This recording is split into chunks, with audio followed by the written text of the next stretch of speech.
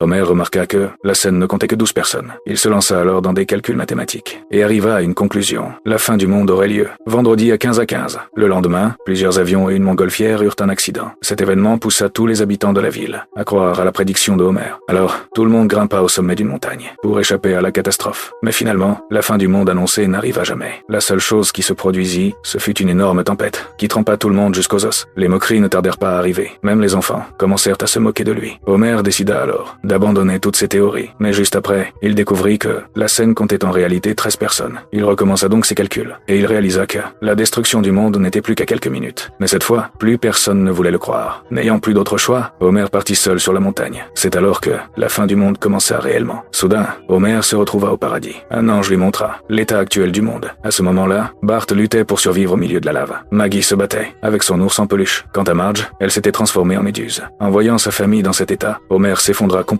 Il décida alors d'aller voir Dieu pour lui demander de ramener sa famille à la vie. N'ayant aucune autre solution, Dieu accepta finalement sa demande. Oh, it was all just a dream. What are these wings? Oh, it's just a seagull stuck in my back.